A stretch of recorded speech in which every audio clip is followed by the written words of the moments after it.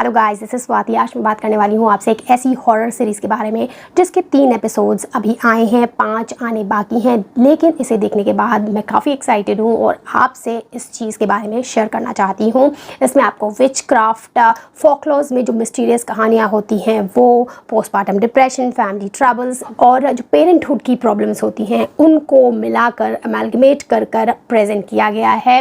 यहाँ पर जो ये 3 एपिसोड्स हैं इनका रन टाइम 50 से 55 मिनट के बीच का है। ये आपको एप्पल टीवी प्लस पर अवेलेबल है। देखिए, पुरानी कहानियों में जो फोकलोज होती है उसमें कितना परसेंटेज ऑफ ट्रुथ या इमेजिनेशन होता है इसका तो मुझे नहीं पता, लेकिन जब इसमें बताई गई घटनाएं किसी के साथ वैसी ही घटने लगती हैं तब जो कन्फ्यूजन का स्टेट है, जो भ्रम की स्थिति है ना, वो और ज़्यादा बड़ी हो जाती है, मजबूत हो जाती है। समझ नहीं आता है कि वाकई ये हो क्या रहा है। अब नॉर्दर्न यूरोप में चेंजलिंग्स को लेकर फोकलॉज हैं कि वहाँ पर जो विचेस होती हैं वो डार्क एंटिटीज़ को बच्चों के साथ बदल देती हैं। जो छोटे बच्चे होते हैं, न्यूबॉर्न बेबीज़, उनके साथ बदल देती हैं जिससे उन्हें उन डार्क एंटिटीज़ को बड़ा ना करना पड़े।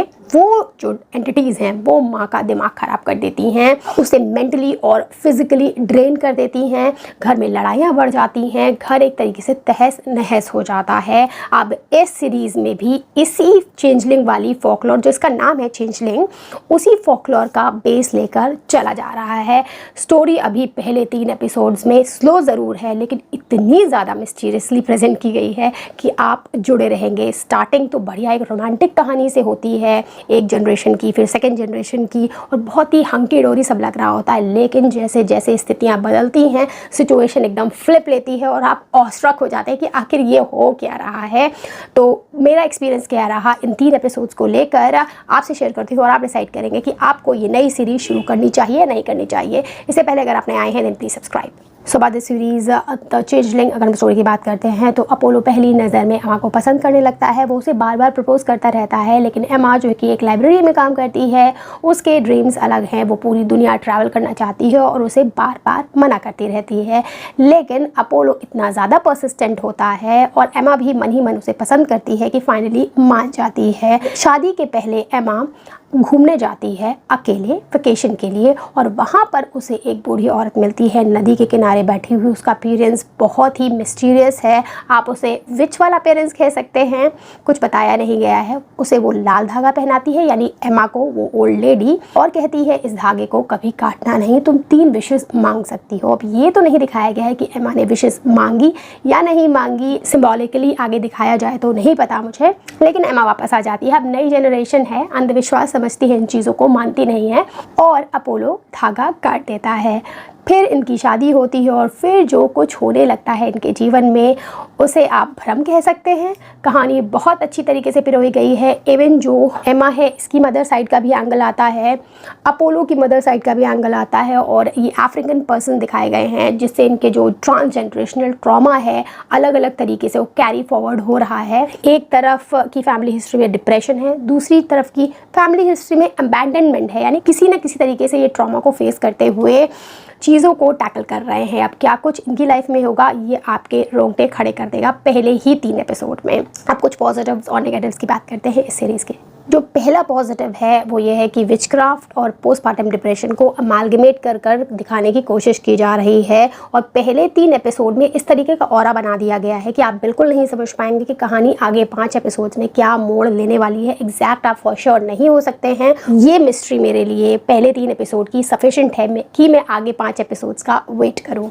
सेकंड पॉजिटिव हो जाएगा एक्टिंग। जो कैरेक्टर्स स्टार्टिंग में दिखाए गए हैं बहुत ही हंकी डोरी हैं, रोमांटिक लाइफ जीना चाहते हैं, फ्यूचर के लिए बहुत क्लियर हैं, एक दूसरे को बहुत प्यार करते हैं, और फिर उनकी लाइफ बच्चे के होने के बाद क्या फ्लिप लेती है और उन कैरेक्टर्स को किस तरीके से अपने आप को पोर्ट्रे करना होता है वो बिना बढ़िया एक्टिंग के पॉसिबल ही नहीं है। और आप पहले ही 3 एपिसोड में एक्टर्स की कला के सानी हो जाएंगे।